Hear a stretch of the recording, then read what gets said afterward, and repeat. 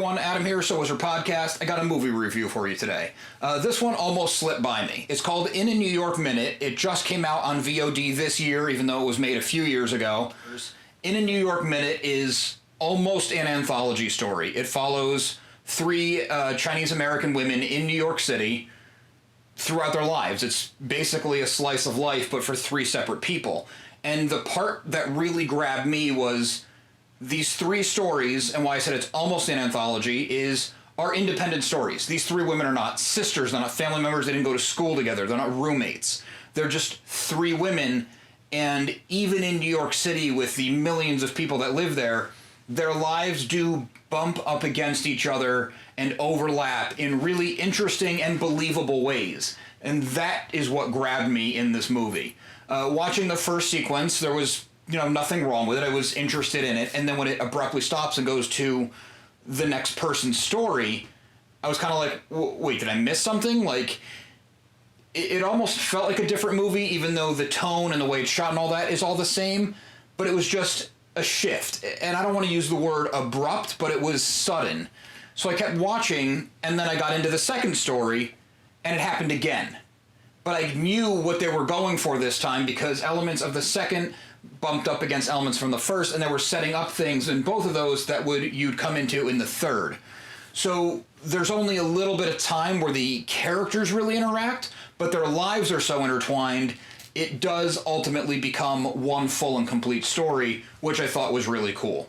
The three main actresses in it were Celia A.U., Amy Chang, and Yi Liu. I had the absolute pleasure of talking to Amy Chang and Yi Liu. You can see that interview on the channel, so check it out if you haven't. And all three of these women did a great job. Beautiful young actresses, just kind of pouring it all out there. It's a very emotionally heavy movie, and they all really deliver without overdoing it, and you believe it. You feel for these women. Something else that I thought was cool, and we do cover it in the interview, is when this movie was made, it was before Crazy Rich Asians, it was before Shang-Chi. I'm pretty sure Amy Chang mentions another Asian American-led movie that has since been huge in the time between them making this and releasing it, but just due to the indie movie thing and release schedule, theirs didn't come out in time, but when it did, they were kind of riding a wave that they were also in front of. So it was a really interesting thing, but taking all that aside from it, In a New York Minute stands on its own as a good movie. In a New York Minute is also pretty technically well made. A lot of the micro-budget indie movies or lower-budget movies that we've been doing, the audio can be a little hollow or the picture can be a little bit grainy, even though we're in this world of shooting 4K on your phone. It's tough to make it all come together and feel like a higher budget movie, and In a New York Minute does it. Technically it's all very well made. My only personal gripe was that it was a little bit dark, and I don't mean that tonally, I mean that very literally, but a lot of the things do take place at night. Speaking of where things take place, this is New York City, of course, but that means a lot of things. You could make a million movies in New York City and still see new things. I like that they went to the smaller parts of New York City. It's these people living in New York City. They're not just giving you, the Chrysler Building and the Empire State Building and Times Square and the very touristy spots. This is just the life of New York City, and anytime you do a movie in New York City kind of takes on a personality of its own, which I also thought was very cool, and it makes it very intimate and personal for people from or have spent time in New York City.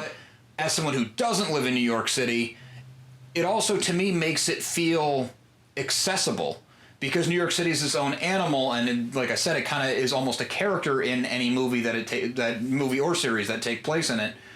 It's this known thing because there has been so much film there that it kind of gets to play both sides of the same coin, which is very awesome. In a New York Minute is available now. I do recommend you check it out if you're looking for something more on the drama side. It's not very genre, it's not a horror movie, it's a very realistic slice of life kind of tale, but it's well crafted and very well acted.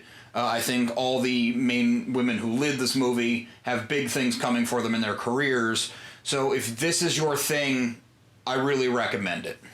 Thanks for watching. I have a lot more reviews, Amazon reviews, comic reviews, unboxings. I'm going to have Galaxy's Edge covered and Wizarding World of Harry Potter coverage coming your way very soon. You're not going to want to miss out, so please make sure you like and subscribe.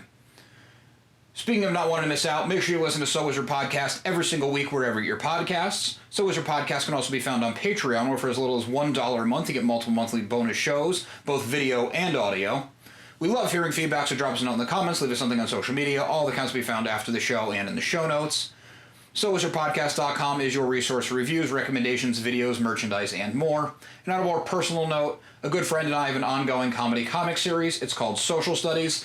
It follows a group of friends going through high school, dealing with all the insanity and ridiculous that goes along with that. We write it like a sitcom. We style after the 90s cartoons that we grew up on and inspired us. Having a lot of fun doing it, been getting a lot of great feedback. We have 9 issues currently available. More coming, a lot more coming. We're constantly cranking it out. You can find all of our available stuff on socialstudiescomic.com or on Comixology, including Comixology Unlimited. And if you're in the Northeast, we will be at Plastic City Comic Con July 16th, selling issues. Come and check it out. Come and hang out. Come and talk. Whatever it is, anything you could do, we appreciate it. Thanks.